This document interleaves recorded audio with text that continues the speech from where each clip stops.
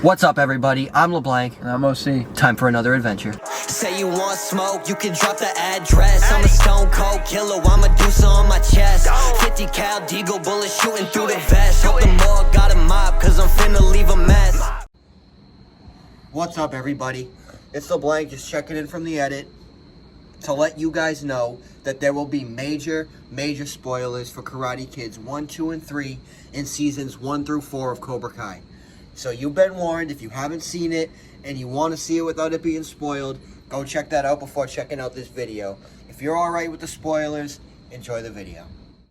So, before we get into today's topic, I want to speak about last week's topic, because after filming, we both felt that we left out a lot of stuff. Oh, a whole lot. So we're eventually, we'll give it a few episodes, but we're gonna eventually come back to the hockey movies, hockey TV shows topic, because that's our childhoods right there, is hockey. Not necessarily the media, but just hockey in general. So obviously the media. So we'll come back to that. But for today, we're gonna talk about Cobra Kai and the Karate Kid, but mostly just Cobra Kai. All right, let's go quick. Let's get the Karate Kid part of it out of the way, real quick. So, obviously, first movie is the All Valley Tournament. Daniel, new kid in town. Daniel LaRusso. Danny LaRusso, Danny boy. Yeah, new kid in town. Kid. No, I would say Johnny Lawrence is the real Karate Kid. How I Met Your Mother. Yeah, How I Met Your Mother. Shout out to How I Met Your Mother. Johnny Lawrence is the real Karate Kid. Yeah. No, I like Barney and Robin ending up together. Is that why they didn't end up together? Oh, they broke up? They ended up breaking up. It was like, there was no point in them breaking up. She ended up with Ted. No, I thought he ended up with the blonde. I don't remember the ending. He's probably right. Yeah, no, but anyway, this isn't about How I Met Your Mother. So, he comes new kid in town.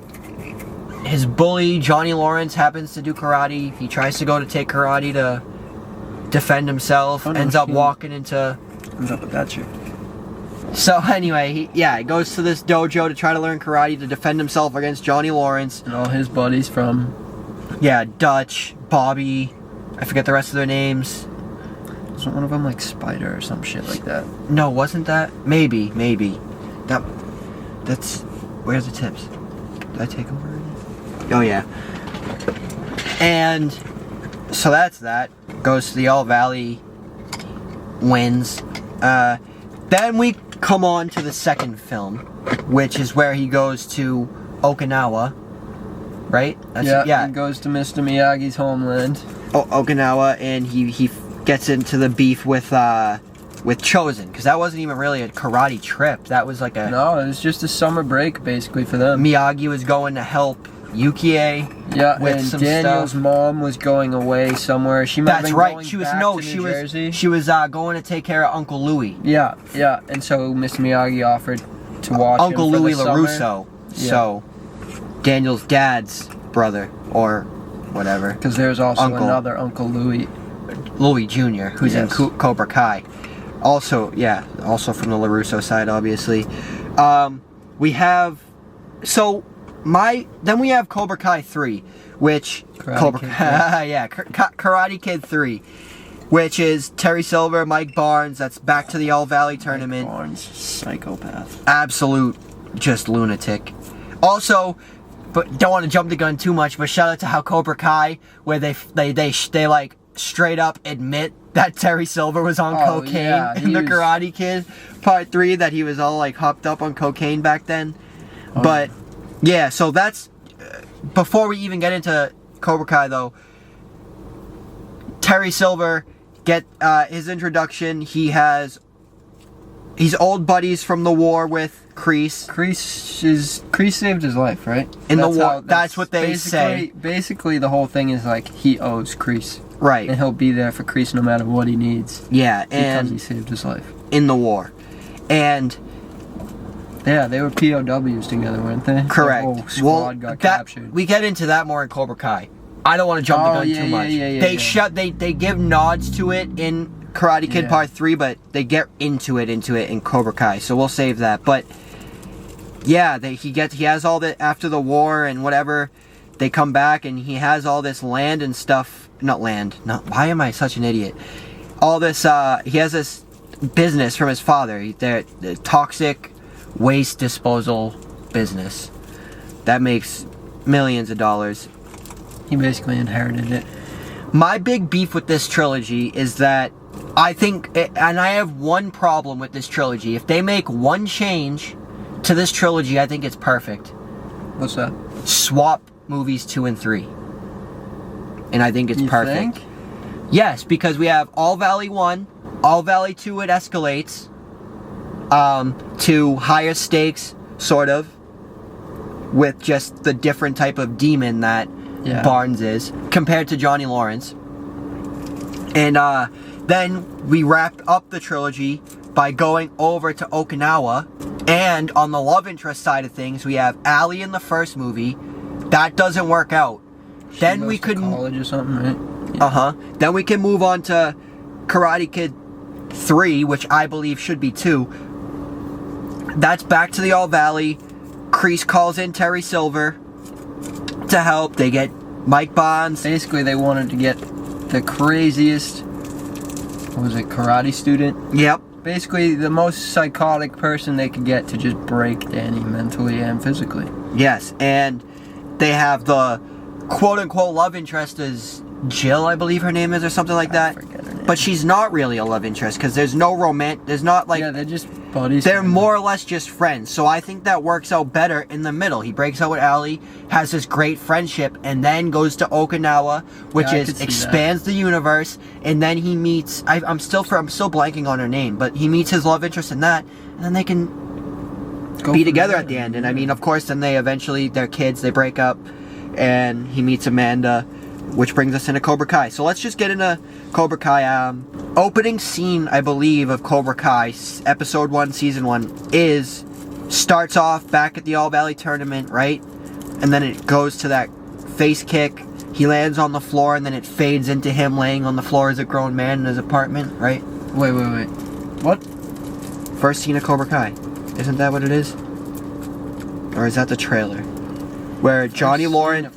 They it's been a while since I watched the first season. I'm pretty sure though that's the first opening scene. Is they do like a recap of that fight in the All Valley, and then they show what happened after. And they show up. They?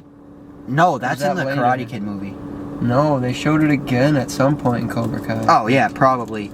I wasn't sure if it was But I'm there pretty sure that's what it is. They show the fight leading up to him getting kicked in the face with the crane kick. He lands on the floor. They do a lingering shot of him laying on the karate mat. And it fades into him laying on the floor of his apartment face down like drunk as an adult. So, and I have the list right here of episodes. If you see me keep looking down, that's what I'm looking at, is the episode list of all the seasons of Cobra Kai.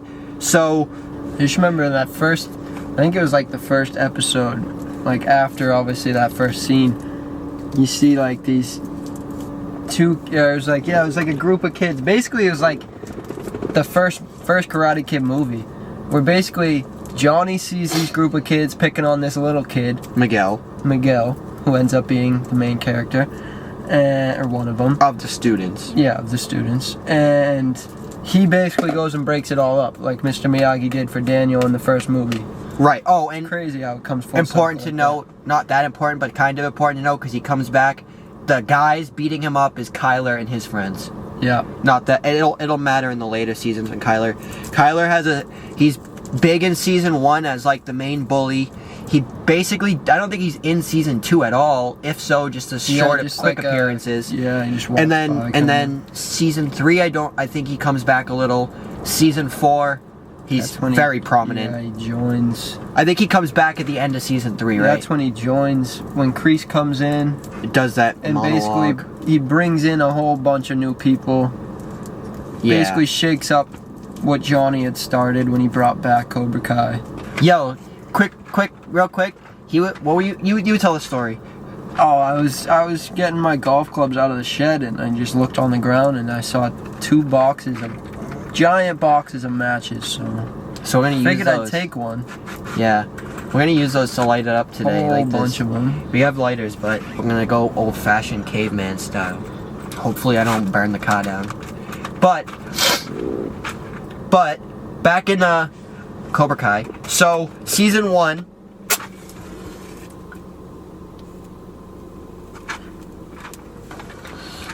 is all leading up to the All Valley Tournament, the first of Cobra Kai universe.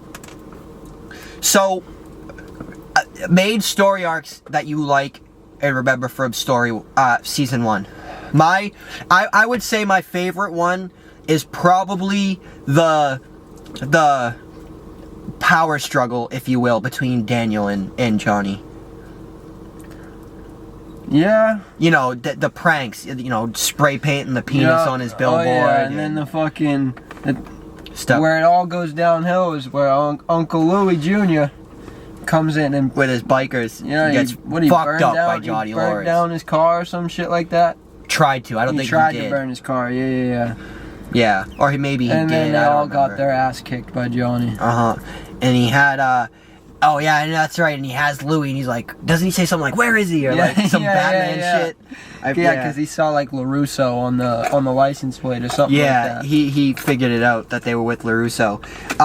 Also, another good storyline that you can follow along with in that, it's like a more of a background minor storyline of season 1, is Johnny coming to the realization that it was Daniel's daughter that hit him in one of the first episodes. That it was Moon.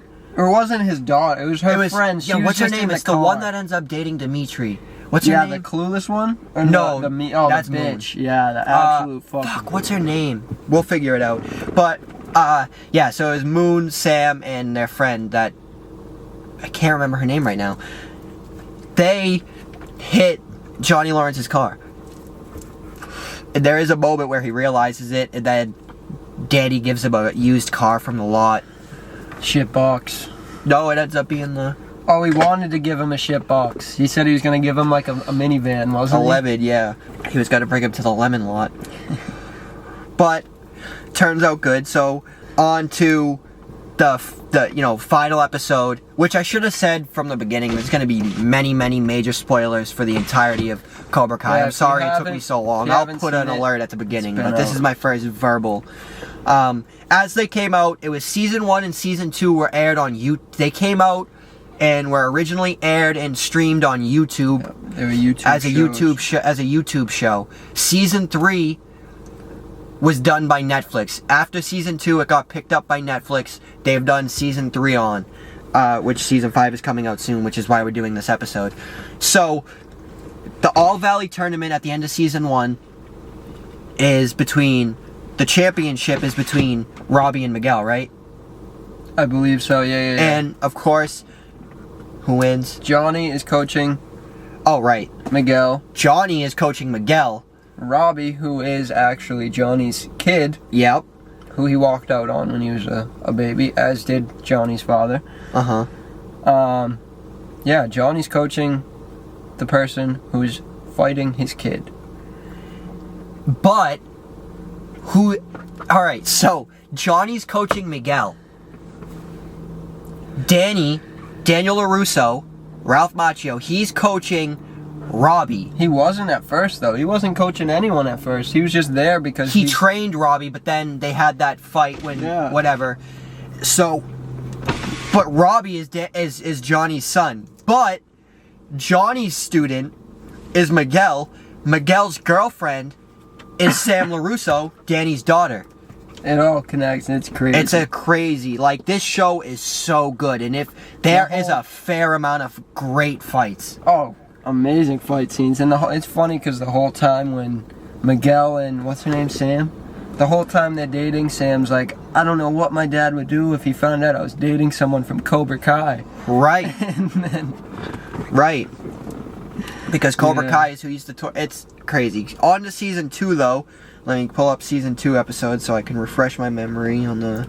Right. The second season is a big finale. So the whole second season, no karate tournaments, nothing like that. This all leads up to the high school fight. This is probably one of the best fight scenes that I've seen in a long time. Very long time. It's so well filmed. It's Stingray coming in, just bodying. This is a grown-ass man. Hip checks that dude's head into the locker. Could you imagine being the principal in that scenario? Nah. Just like this I'm guy out. comes in to interview for a security position and then goes into a fight in the school to break it up and starts instead of breaking it up, he starts selectively kicking kids' asses and high-fiving other kids. The principal doesn't know about Miyagi-Do, Cobra Kai rivalry. He just sees a grown man kicking these kids' asses while high-fiving these kids all in the same brawl. Like, it is wild to think about. I don't even have words. But I love Stingray. You think he's gonna play I think he's gonna play a big role in this next season. I do. They wouldn't have brought him back for no reason. He's a big actor. No, but like, if you think about it, he lied to get Right. on that. That's we haven't gotten to that yet. We haven't. All right.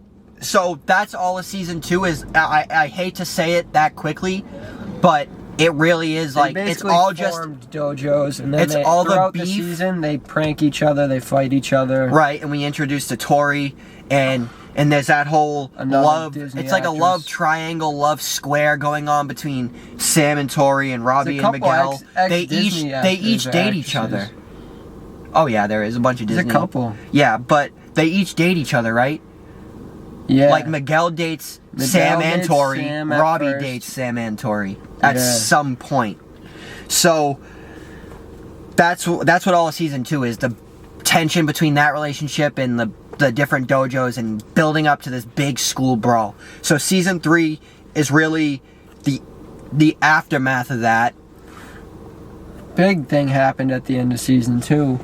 One of the main characters, Right, Miguel Miguel. being paralyzed by Robbie. So that was one of the only times I like teared up and almost cried in this show, is when Robbie is pinned down to the ground, right? And Miguel is like, could break his arm, do whatever. He's like, He just has I'm him. done. We're done. I don't He's want like, to do this. and he says, I'm sorry, drops his arm, and Robbie gets up, screams like a fucking weirdo, Yeah. not gonna lie, and then fucking kicks Miguel in the chest. He goes over the railing from the second floor, lands back onto the railing, like back to railing, and bounces off onto the stairs, nearly paralyzed. Well, he is paralyzed, just not permanently. He gets back somehow. He works back through it in Somehow. season 3, somehow through the power of rock with Johnny Lawrence, because out of everything they tried, all the training, all the therapists, whatever, it took them going to a Twisted Sister concert. Yeah, for him to get his feet moving a little bit. It got him tapping his foot, and that got him the confidence to really start moving it. Oh,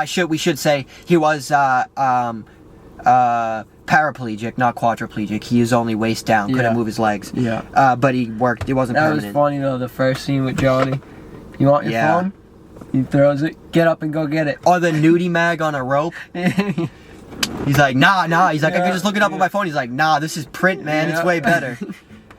Oh shit. Season 3 is a good. It's another build-up season, I feel like. But we get a lot of backstory on Crease in season 3. A lot of backstory on the war from Crease. Yeah, how he came to be how he is, basically. The shit that he saw was fucked. Alright, so I'm going to talk about Crease in Vietnam as one cohesive thing, but just know, if you haven't seen it, it takes place throughout the season, throughout many flashbacks throughout the whole season. But I'm going to break it down as like one story. So, throughout the whole time, we see him in his squadron, but with 2 main, like, friends that he's closest with. There's Ponytail, and then there's another guy who we don't really get a name for. If you've seen The Karate Kid Part 3, you know Terry Silver has a ponytail.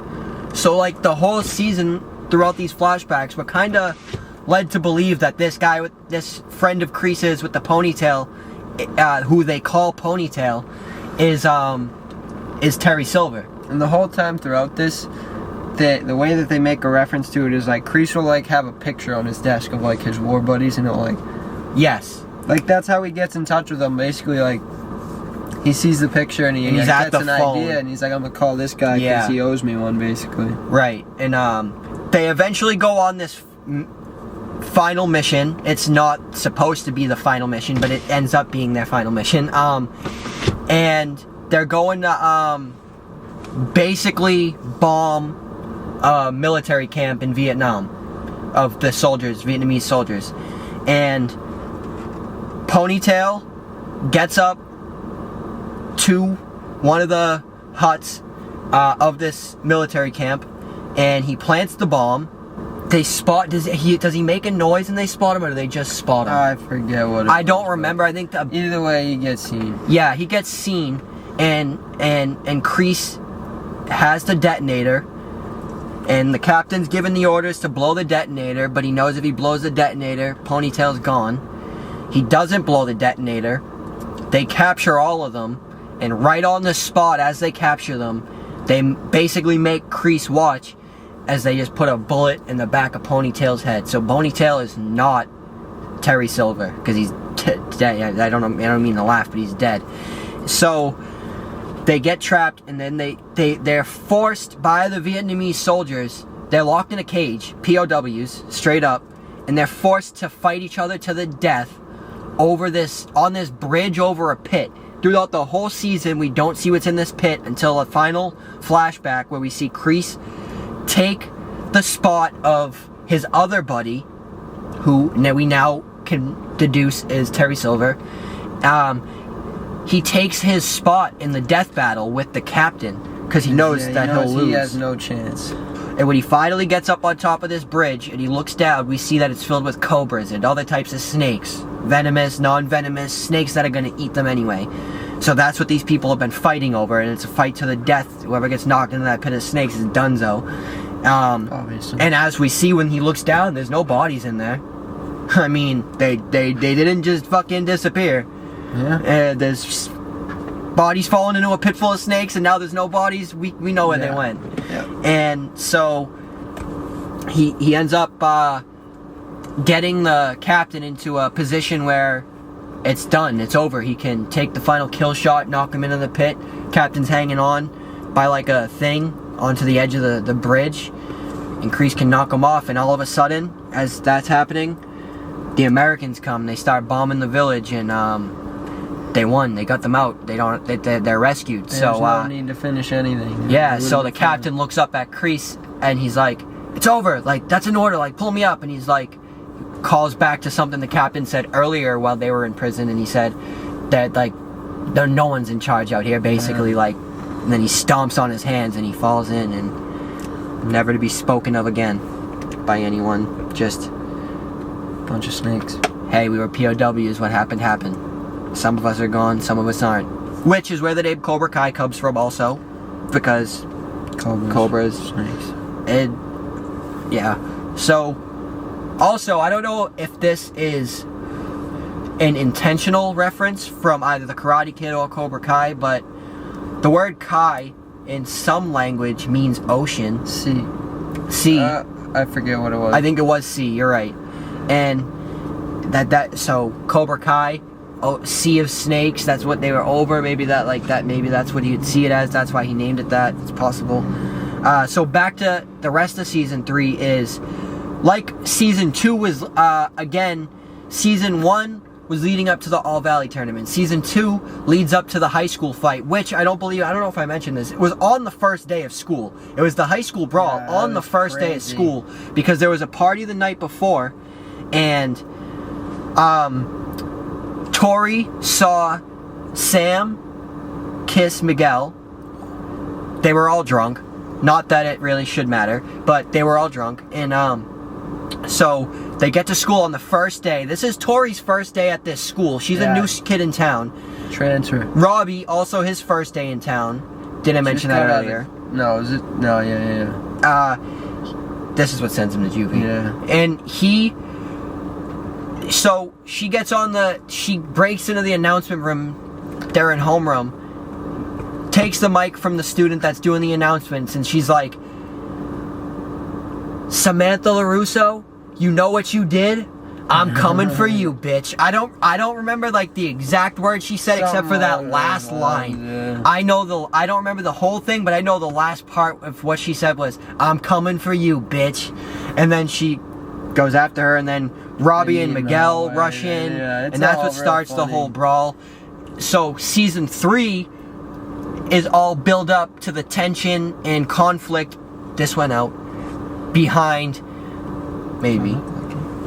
the tension and conflict behind leading up to the finale, which was a fight that takes place at the LaRusso household. Why were they at the LaRusso household? I'll tell you. Cobra Kai and Eagle Fang, which is, I guess, something else we forgot to get into, because Johnny Lawrence has by this point left Cobra Kai and started his own dojo because he got into it with basically how bad Crease was. Again. Yeah, he got into it with Crease and he left and started his own dojo. And at the end of season 2, no, this is at the end of season 3. So there's a brawl at the LaRusso house because Johnny's kids and Daniel's kids, Miguel from Johnny's kids and Sam from Daniel's kids get together and decide that they need to bring their dojos together to beat Cobra Kai.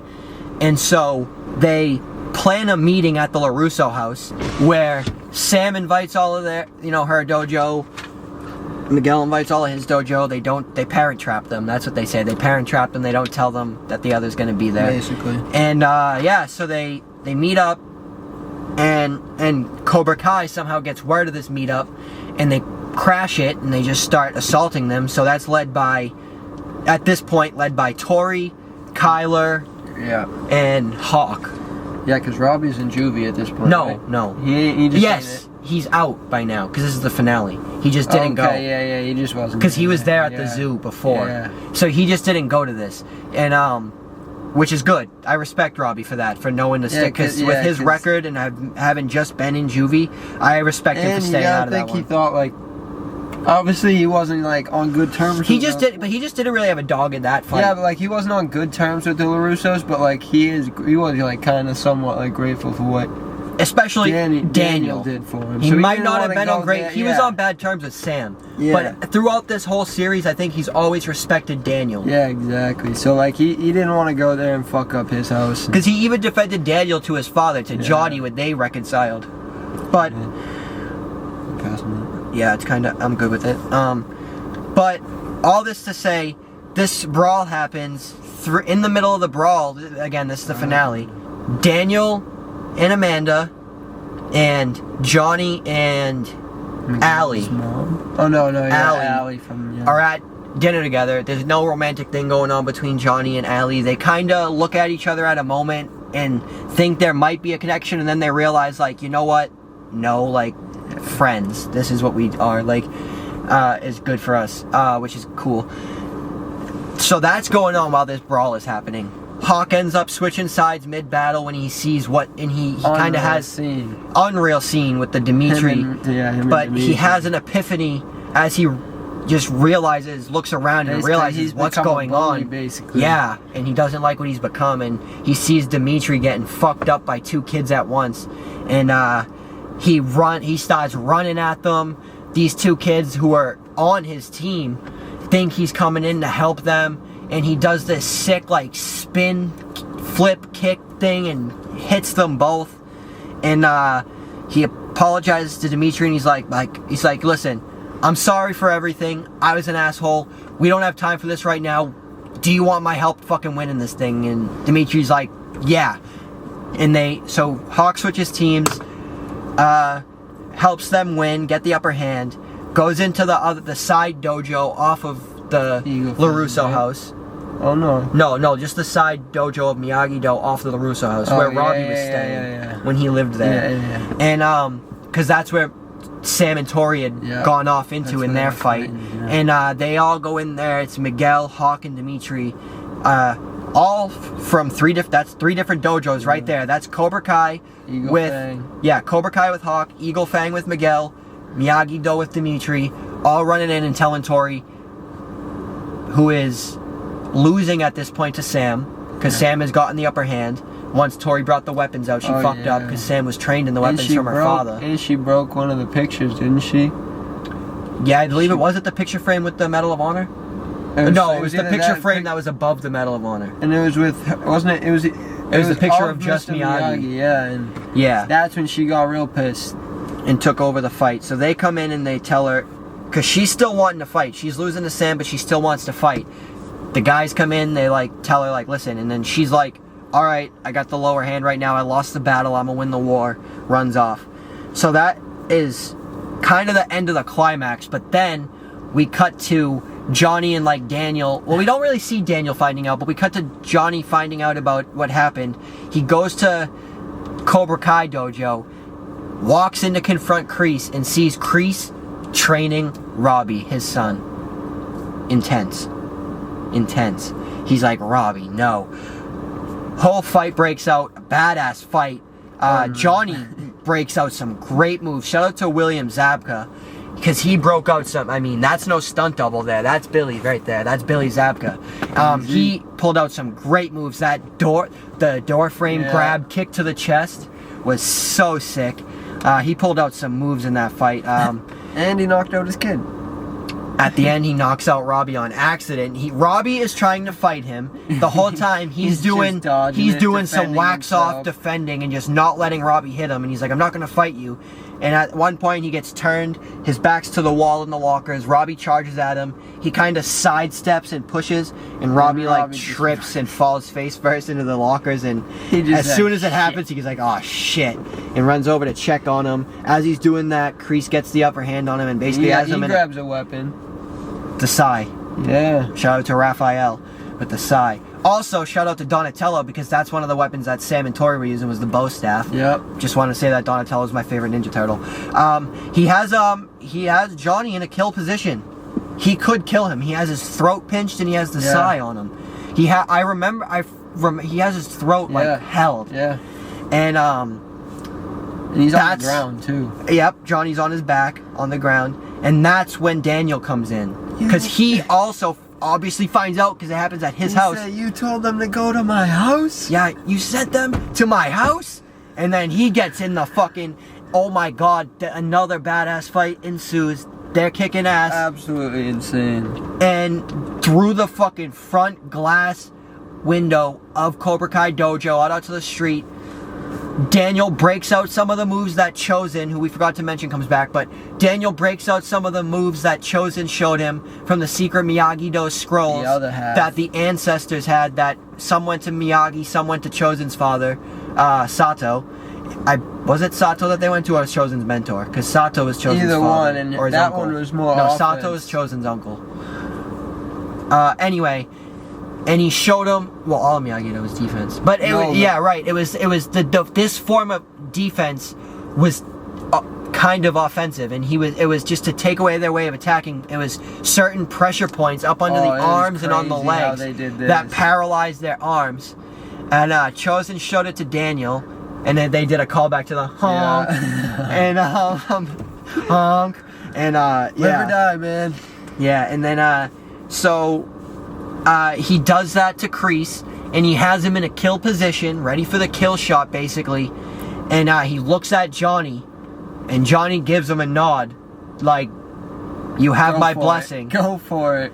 And right as he's about to do it, who runs in but Sam and Miguel Sam yelling, Dad! What are you doing? Or Dad, stop, or whatever, and he doesn't go for the kill.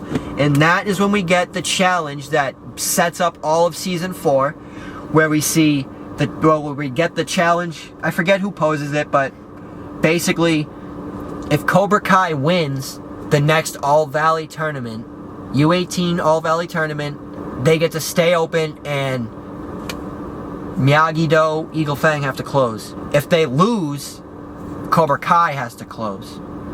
So then we jump to another end scene, because this show just loves to keep the endings coming, where we see what you talked about earlier, Crease seeing the picture of him ponytailing Terry Silver and picking up the phone and saying hello, like it's been a while or whatever, to Terry Silver. And then they don't say who it is. They don't say who it is. You don't see anything. They don't say anything, but you can assume. Because, I mean, they set it up pretty well. If you've seen The Karate Kid and have any business watching the show to this point, you know it's going to be Terry Silver. So that gets into season 4, where first episode right away, basically, where confirmed it's Terry Silver that he called. And but we see the other end of the phone call where Terry Silver initially just fucking hangs up on him. Yeah. He's basically just hangs up. It's not the grand reunion we thought it might be. He's not happy to hear the call. He just hangs up. And it's a big conflict throughout the season 4, of Crease holding the Nam experience over Terry Silver's head, where he saved his life in the pit. He saved his life from going up against the captain. He holds it over him for life, and he uses it against them, and yeah. It's actually like, I know it's the last episode. It's like one of the last scenes of the last episode, actually. But when he's like, you know, I told, because they had gotten into a fight at the dojo, and Terry Silver told the kids, the students, that everyone had a weakness, including Sensei Crease. Yeah. And he's like, you know, you wanted to know what I thought your weakness was? He's like, it's Johnny Lawrence. And he's like, and do you want to know what my weakness is? It's you. And I'm shedding my weakness, or however he says it, and it's just great. But all throughout season 4, I mean, it is intense. It is gone from rival, like season 4, I swear to God, like season 3 is the transition to it, where you get the broken arm and stuff with Dimitri gets his arm broken. That was insane. Season 3 is kind of the transition period, but season 4 is full into the transition from being rivaling dojos to straight up gang warfare. Yeah. I swear to God. Yeah, it's bad. Not fully perpetuated by the adults from both sides, definitely from one side, but fully perpetuated by the kids on both sides. 100%. Whether they realize it or not, that's what they are engaging in, is essentially gang warfare. Yeah. They're going after bodies, because I mean, they're not getting bodies, because it's that type of show that they're not really catching bodies, but I mean, you look at these positions they have them in. They have them in kill shot positions, and always ends up being broken up, or they have a change of heart and decide not to take the kill shot, ever since the Karate Kid Part 2. Or even was it the end of Karate Kid Part 1 where Miyagi could have given... No, it was at the beginning of Karate Kid 2. Oh yeah, where he could have given Crease after the All Valley, when Crease was beating up Johnny and stuff. It might have been the end of 1. I don't remember. But yeah, it cuts to it, and then it shows it at the beginning of 2. Right, it's like both? Yeah. Okay, yeah, so season 4 was crazy. I mean, season 4 is back to the All Valley. I should say that. That's the big finale, is leading up to the All Valley. Different than you think. Not the finale episode. Yeah. The second to is episode 9, right? It's 10 episodes. I believe so. So if it's 10 episodes, it's episode 9. Second to last episode, either way. I'll take a word for it. Yeah. Second to last episode, that you can take my word for. And that's when the All Valley tournament mainly takes place. It's like the last matches in the... Yeah. The All Valley goes, like, with new terms this year. They have the girls division, the boys division, and the grand champion. The grand champion is whoever scores the most points as a dojo. They get, and points are increasing each round. Yeah. There's also the weapons. There's the weapons. There's the katas, not dancing. Shit. Cut that. I'm not gonna cut it. Kata that. Kata that. Now I have to leave it in because we made a pun. The fights, of course. Yeah. So they each earn their own amount of points. Each round they go up as they move on in the tournament. The girls go on basically to get Sam and Tori into the final fight, which you can expect. Unexpectedly is the boys' final. Because you're always gonna, based on the last All Valley tournament, which was a season 1, granted, but it's consecutive years, right? I believe so. You would almost expect it to be Robbie Miguel, but it's not. It ends up being Robbie and Hawk. Now, this is something I predicted. I don't know if I have it on record anywhere, but at a point I predicted this before season 4 came out. I predicted Hawk winning this All Valley at the end of season 4, before season 4 came out. I knew it was Hawk's time to shine.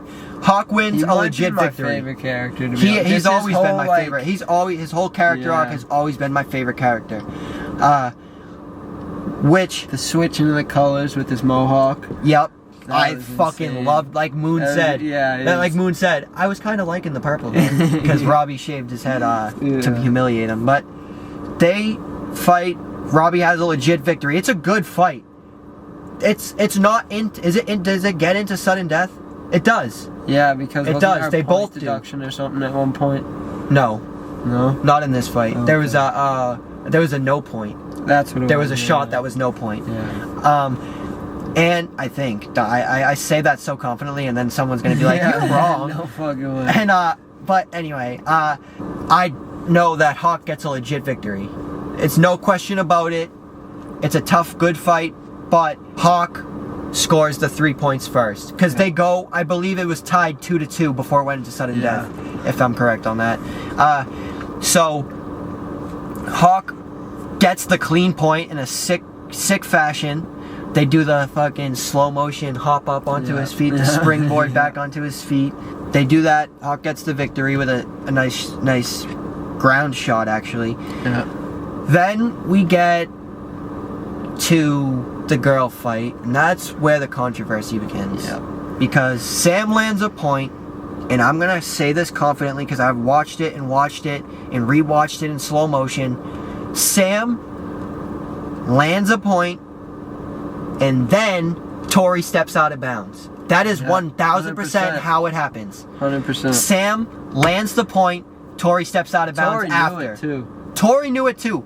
And this is why Tori is my second favorite character after Hawk, and I am claiming that. Maybe a little biased because I like her from the Disney Channel days, because Jessie was one of my shows. She was in... I'm blanking. She's in a couple, I think. Movies. Yeah. She's Bunked was like the spin-off of Jessie, just without Jessie. Yeah. It was when they were at summer camp. Yeah. She has a great arc. She's a villainous character, except for her little arc with Miguel in the beginning. But she's a villainous character throughout most of the series. But she gets her redemption, and you can tell, like he said, she knows something was up with that fight, and especially at the end, or towards the end, when she hurts her, and she's like, no, it was an accident. Like, I didn't mean it, and that was a warning. Yeah. That was a warning, not a point deduction. And she was like, no, it was an accident. Like, I'm sorry. And Terry Silver basically tells her to do it again. Do it again, Griffin. And but she wins the fight. If Sam was awarded that point, she wins the fight. Yeah. Because that would have been her third point. She doesn't get the point. Tori's able to get a point afterwards, which, if I recall, was a good point. I think so. It was a good point, I think. I'm almost positive it was But a it was good after point. she injured her. Yeah. But she didn't do it for the second time, like Terry Silver said. Get that straight, because I think Crease stepped in and said, let her do what she wants. She's got this far on her own. Yeah, they had a flashback to the... Yeah. And so she gets the win. Cut to after the fight. They're all outside congratulating her, because that... Oh, okay. Sorry, I missed a step. With Hawk winning in the point system for a grand champion, because that's what they were basing this bet off between the senseis about who has to close their dojo, was based on who wins grand champion. The grand champion ended up coming down to that fight between Hawk and Robbie. Robbie fighting for Cobra Kai, Hawk fighting for Miyagi-Do. With Hawk winning, he puts the pressure onto the girls, meaning whoever wins grand champion. Because if Hawk lost, then Cobra Kai would have had it in the bag, even if Sam won. It wouldn't have mattered. But because Hawk won, it came down to Sam wins, they win the whole thing. And so Sam loses. They're outside congratulating Tori for her win. The Cobra Kai is like Kyler, Robbie, Robbie's back by then.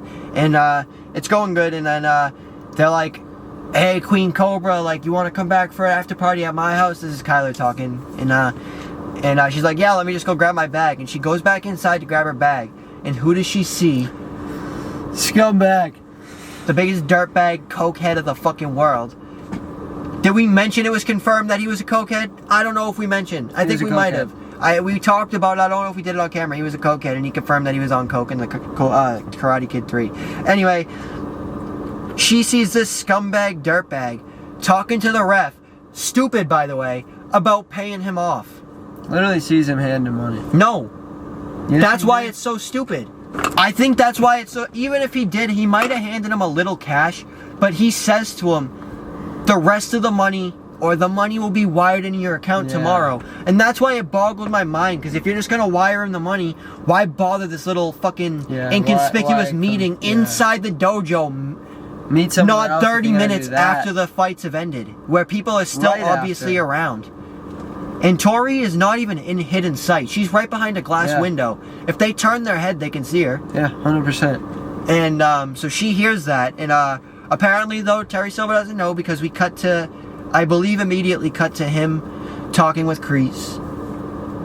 I think so. And as he's talking with Crease and basically throughout the conversation, starting off all nice buddy-buddy and getting more sinister, classic villain, getting more sinister throughout the conversation. And as Crease is starting to realize something's up with the way he's talking to him, we cut to Stingray in the hospital from the beating that Terry Silver gave him at the beginning of the season. And the cops are interviewing him. Well, the nurses say that John Doe is waking up.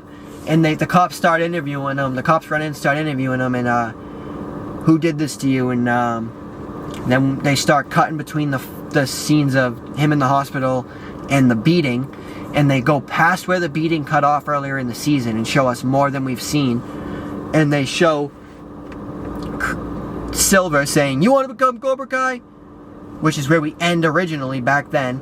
And now we hear him say, "Then you gotta do something for me." And then we cut back to present day where we see Stingray say to the cops, it was John Crease. And then we cut back to more present, of the cops pulling up to where Terry Silver and Crease are having this conversation. And they start arresting John Crease, and he's like, "What did you do?" And of course Terry Silver, the fucking sly bastard that he is like, "Oh my God, Johnny, what did you do? I'll get my lawyers up for you. You can have my lawyers." Played it off. Like, what did you do? But like giving Crease the look that only Crease would understand, like, yeah, go fuck yourself. Yeah. I got your dojo now. And then, like I said before, they like to keep bringing on endings. We cut to a beautiful scene, really, of Daniel at Miyagi's grave. And is that when he has the letters? No. That's before, when he's in the dojo. Okay. We cut to Miyagi's grave, and he's given this, like, a monologue, and you think he's talking to Miyagi, basically asking for help and whatnot. And then he's like, "I know this isn't your battle, but I need help." And then you pan out, or like zoom out, pan out, however you want to call it, and we see Chosen back at Miyagi's gravesite with Daniel. And he's actually asking Chosen for help, and I believe he gives a nod or something. Yeah. He says, yeah, he acknowledges in some way. Something like that. I don't believe it's words, but he acknowledges in some way that we know he's gonna help. And then now, cut to present day, in real time, we know from the trailer that is in case the trailer for season 5, which hasn't come out yet as of filming this. We know that is the case. Just came out. Just filming this. Right. No, but I mean the season. Oh, the season, yeah. The trailer the second trailer? I think this is the first official trailer. I think the last one was a teaser. Okay, yeah. The first official trailer just came out. I believe. That's basically where we stand, is everything's in chaos. We've got present day in all the soap opera of the high schoolers. We've got Moon and Hawk back together. Yeah. We've got Robbie and Tori together again. Or for the first time. For the first time, sorry. I think so. We've got them together for the first time. Officially, like dating.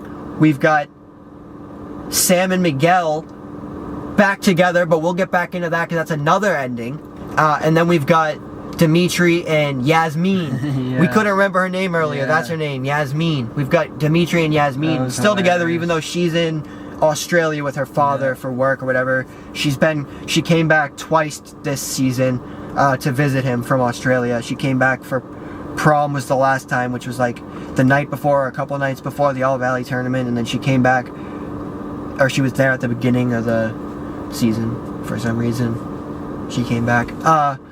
Or maybe it was just like one appearance before she left or something. Like the then official, final, actual ending, Miguel got hurt in this tournament. Again, he hurt his back, decided not to continue fighting, and everyone assumed he went home. One of the other parents said they saw him take a lift, and Johnny's like, "What's a lift?" Anyway, they go home, and they find a note. Johnny goes over, because if you know the show, you know that they live in the same apartment complex, Miguel and Johnny's dating Miguel's mom. So he goes over to talk to her about, I believe, something about becoming more serious. I think so. And she's reading the note when he gets there, and yeah, they figure out that he has gone off where? To Mexico? Yes, he's gone off to Mexico. He wants to Oh yeah, he went to meet his biological father. He went to track down his biological father, whom he's never known in his life. And I don't think Well, yes, that's the bomb that's dropped that's the cliffhanger bomb that's dropped at the end of season 4, at the end of Miguel's note. Well, not at the end of Miguel's note. After reading Miguel's note, Miguel's mother reveals to Johnny the bombshell that, you want to reveal it? The dad don't even know Miguel exists. He doesn't know, and we know, I don't know if it's from this moment or from earlier in the show, but we know that Miguel's father was in with the wrong crowd, to say the least. So not a good situation to be leaving off on. We got Tori finding out that Crease cheated. That Silver cheated. We've got Crease going to jail because Silver framed him. We've got the dojos have to shut down, and we've got this. So a lot of shit going down at the end. So yeah, that's where we're at now. So let's get into questions. My first question, which again we know we all answer, and as every episode goes, we encourage you guys to answer the questions with us, or anything else we said in the show that you have an opinion about, leave a comment. But my first question I want to pose is just a simple, broad, what are your predictions for season 5 of Cobra Kai? Alright, you know what? You need me to make it simpler? No, I mean, you gotta think. Or like more narrow? Crease is in jail, right? Right, so let's start with that. What are your predictions for that situation? I don't know if Stingray will end up redeeming himself and like coming clean, but like... See, I think he does. I don't think Crease is gonna stay in jail. Sorry, I have a bad habit of just trying to talk. I get excited, but Yeah, you fucking bitch. I really think that Stingray is gonna get in contact with the Cobra Kai kids, the OG Cobra Kai kids, figure out what's going on, and that the Cobra Kai he's trying to join by doing what he did isn't the Cobra Kai he thinks he's joining. It isn't the Hawk, Miguel. Yeah, it's Kyler. It's Kyler. It's the girl who was Moon's ex, who I don't remember her name. I forget.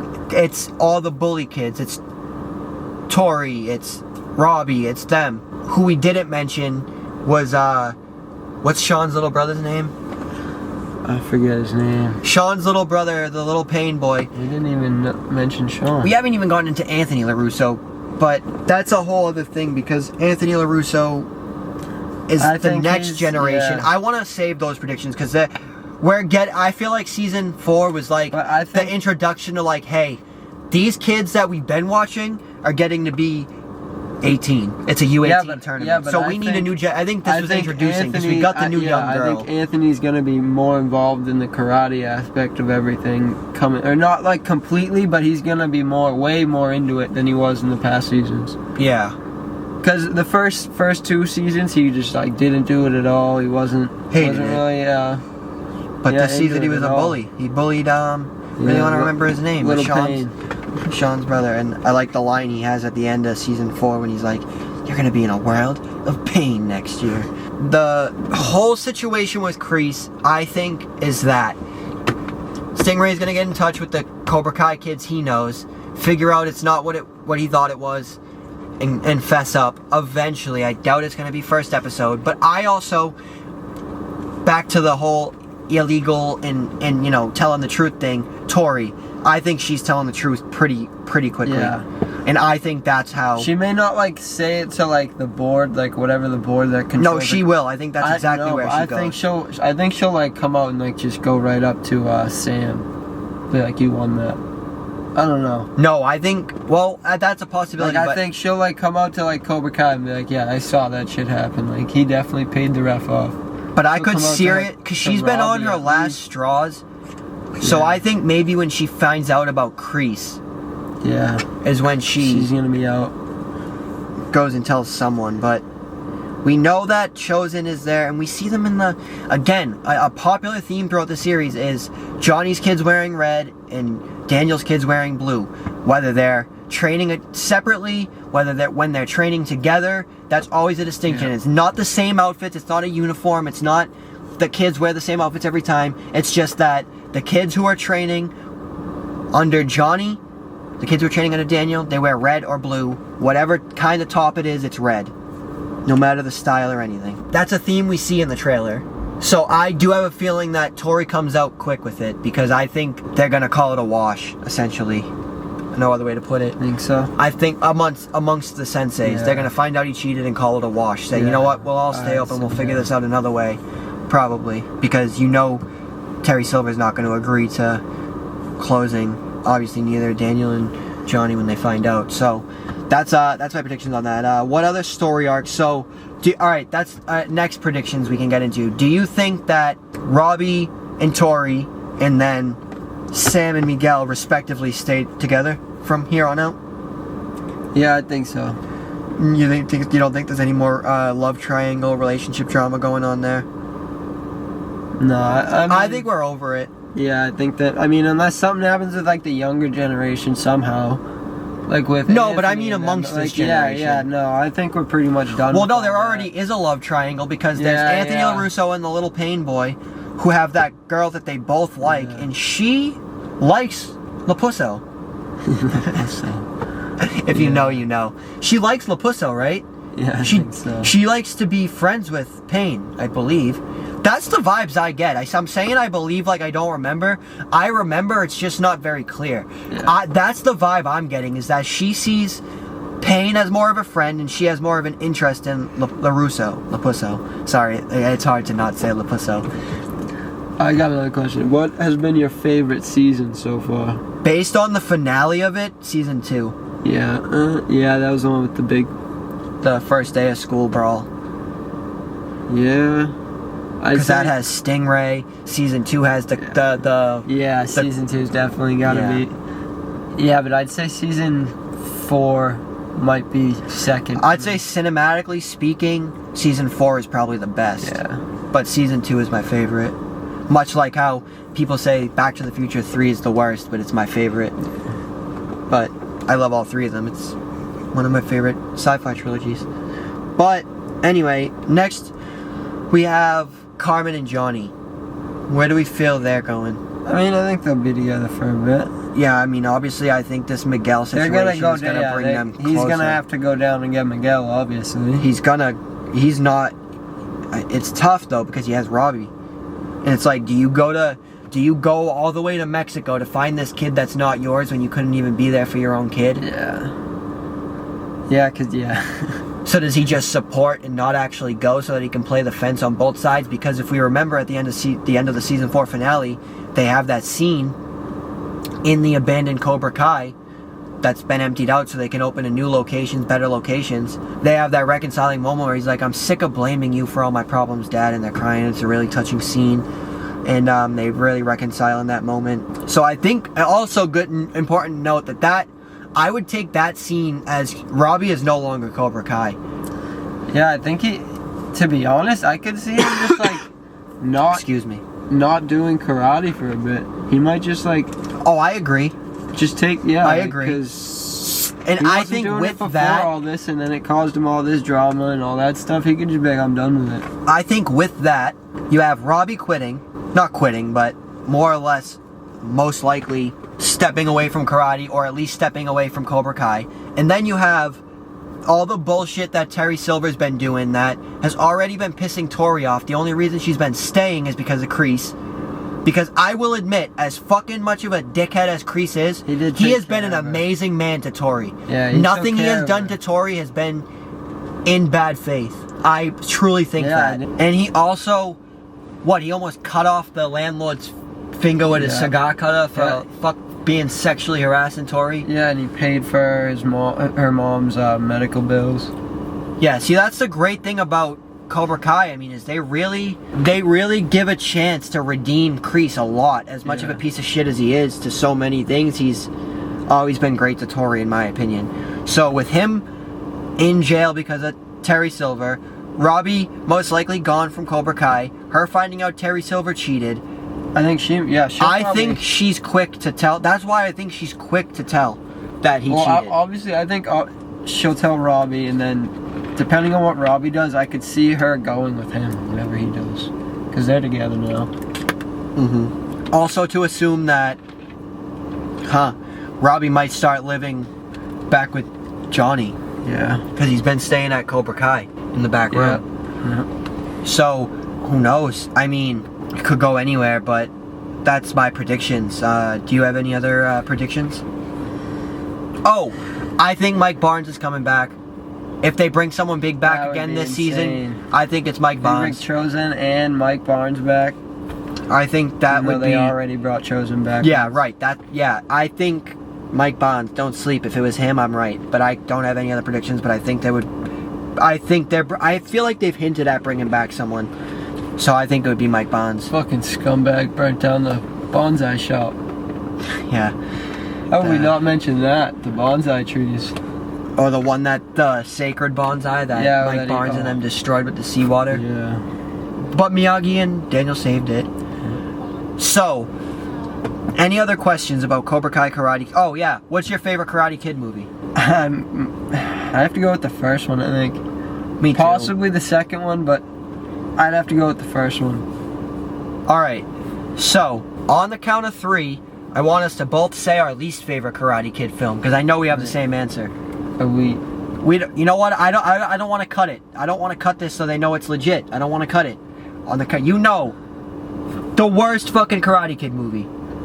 Oh yeah. Okay, yeah. On the count of 3. 1, 2, 3. Jaden Smith. I'm sorry. I like you, Jaden. I like your music. Your music is great. Jackie Chan, obviously. Jackie Chan is a legend. Like Jaden Smith says in his song, I am just an icon living. I believe that. You are an icon, Jaden. But that movie was ass.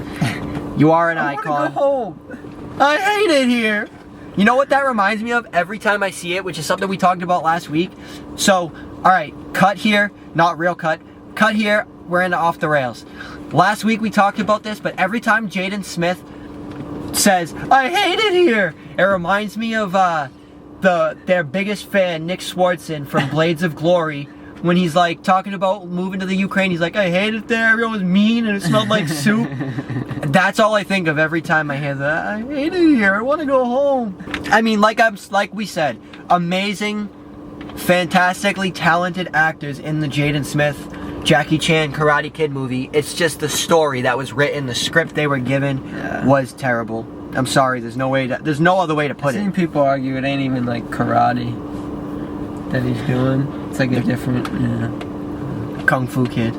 Yeah, basically. The Jiu-Jitsu juvenile.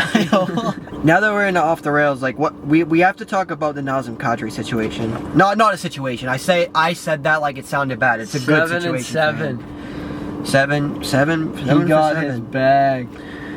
Yeah, it's a little ambiguous. Good for him. It was a little unclear in the post I saw, we saw, good for him, as to if it was 7 a year for 7 years or 1 a year for 7 years, like 7 total for 7 years.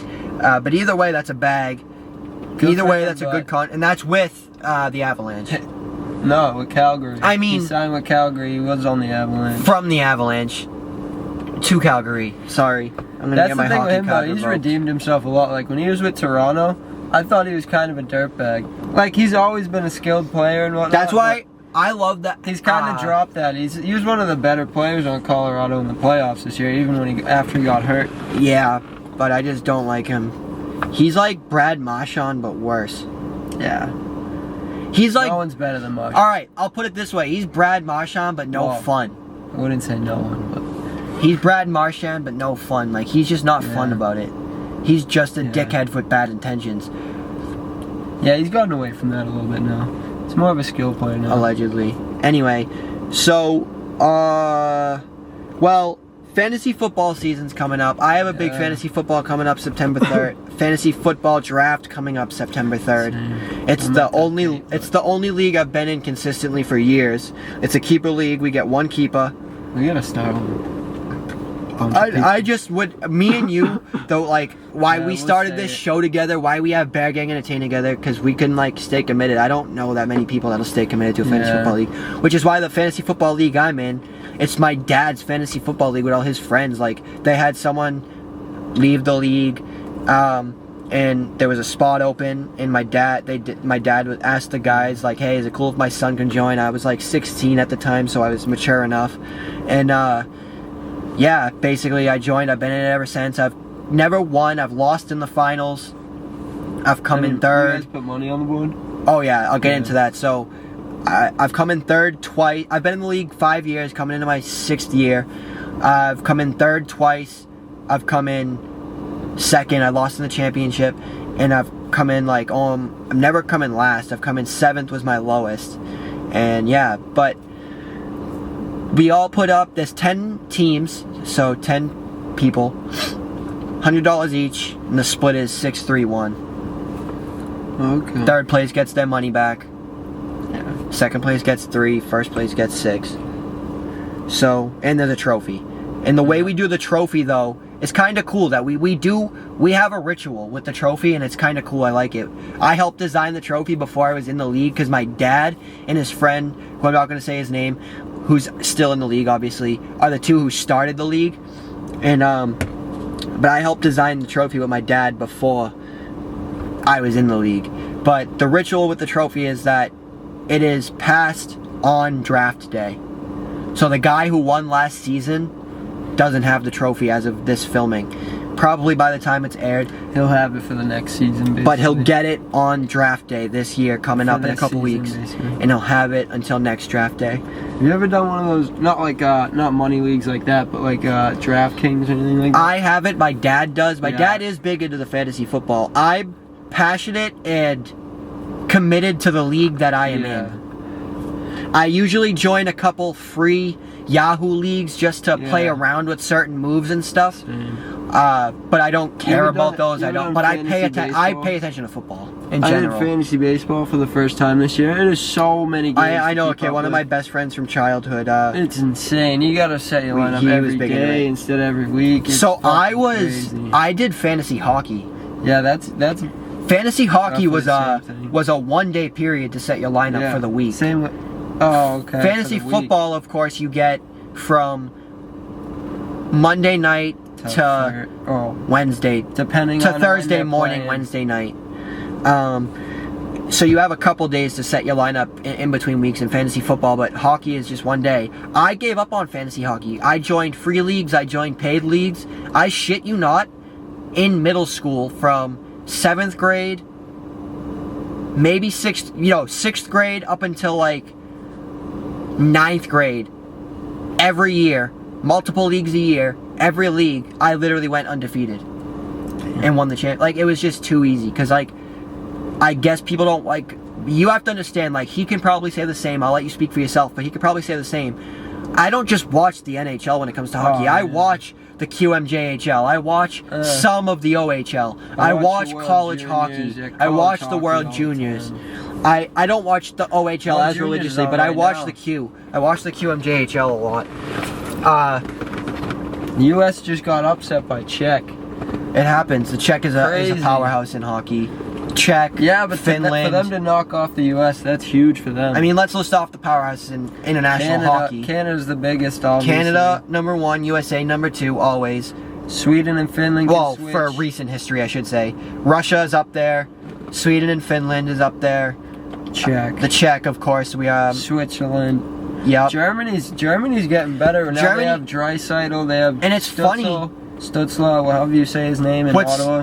What's funny about Germany coming on the up and up in hockey in the international realm is that back in NHL 10, 12, 13, Germany and Japan were always the worst teams in international, and that's the teams when you would adjust all the settings so that the computer was trash and put on the And try to worst get team the you most could goals you find could. and just try to mess around, put the periods to 20-minute length.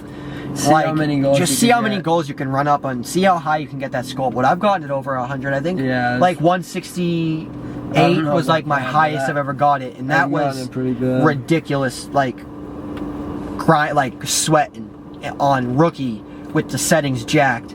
But I will say, which a future episode, not next week, but a future episode is gonna be about video games. And I gotta say, here and there I've gotten other games. The only games I've consistently played my entire life is NHL. And throughout my life, NHL. But the last, what is it, 4 years, 5 years by now, Fortnite.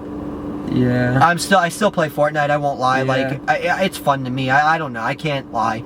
They got ranked play now. They got ranked play, so I'm not playing with absolute sweats and we're level 500.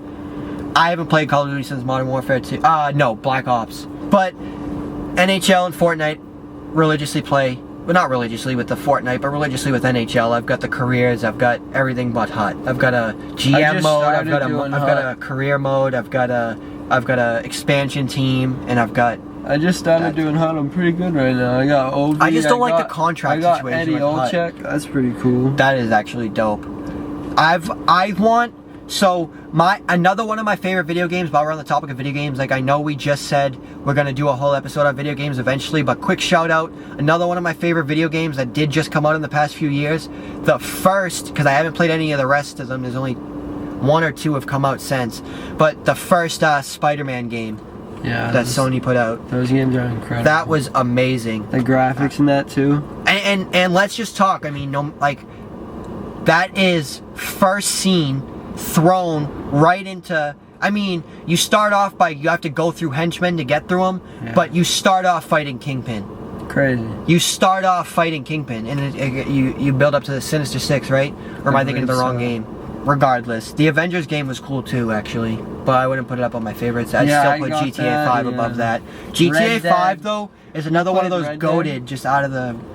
From Rockstar though, same creator. Rockstar is great with open world games. Yeah, Red Dead. They've nailed it. That, and that game is amazing.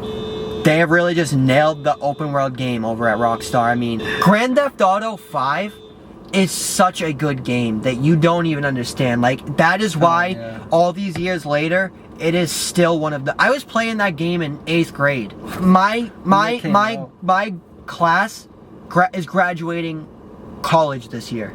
And I was playing that game in 8th. Last year, depending, but I was playing that game in 8th grade, so and it is still one of the top selling games every year.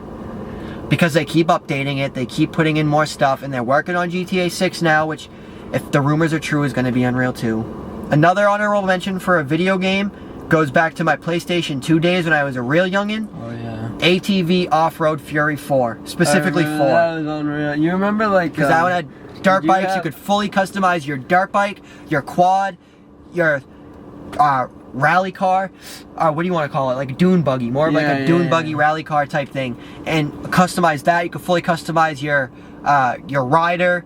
They didn't have many options for the face, but enough that you could get skin tone, eye color, hair color.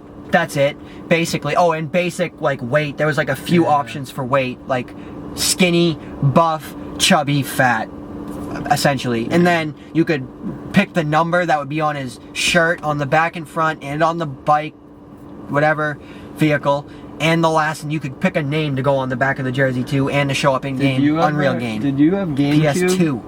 I did have a GameCube. Remember it wasn't mine, it was a hand-me-down GameCube. Remember NHL Hits? I do. That game was unbelievable. Or even PS2 Slugfest. Yes. That was probably one of the best baseball games ever. Don't forget Besides Blitz. MLB The Show. Do you NFL remember Blitz? Yeah, with Exhibit on the cover. Not NFL Blitz.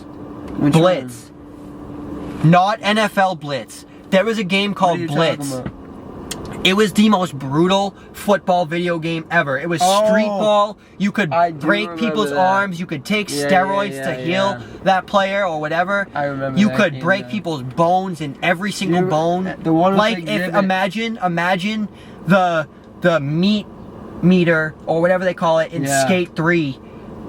It was essentially the same graphics of like telling you which bones were broken. It was just a more slow. It was like you press a square to perform a big hit, and then it'll like Mortal Kombat style zoom into the area that you broke and like show the X-ray style of the bone snapping. It was cool. Yeah. You like that one? You know Saw's my favorite movie series. It's a good game. He's a sick fuck. But back to Nah, the hockey games. What were you saying? The one with Exhibit Oh. was NFL NFL. Street. Yeah. It was Street. And fucking Ludacris was in that, wasn't he? Yeah, he might have been. You remember Def Jam? Fight for Vendetta? And all that Def stuff? Jam had a few games Yeah. that were really good. Fight for New York, Fight for Vendetta. Yeah. They had a Icon. Street Fighter. It was all street fighting, basically. No, Street Fighter Oh, crossover. yeah. I think. Snoop was randomly in that. Yeah. Well, Which, like, he wasn't... he's a rapper, though. Yeah, but he wasn't on Def You know Jam. he's a side quest man. He's just living his life. And back to hockey games. Did you ever have a Wii? Yeah. So there was. I don't know if it was in any other games, but I can conclusively confirm that it was in NHL 2K9. I have On that. the Wii, there was a thing where in between periods, You did the you could Zamboni. choose to do a Zamboni That was race hysterical. with the person you were playing against. You each control a Zamboni with the Wii It was controller, so steering funny. like it was a Basically, wheel. You tried to get more of the ice done. than the Whoever other resurfaces person. more of the ice wins. In percentage terms, they would do it. Shout out to my grandfather.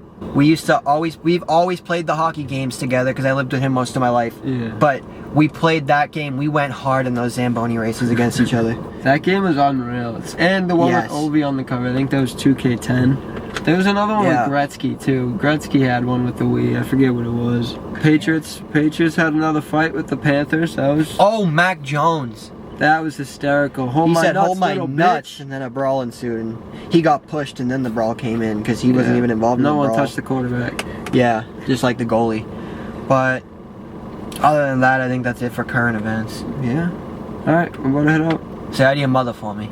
Say you want smoke, you can drop the address. I'm a stone cold killer, I'ma do so on my chest.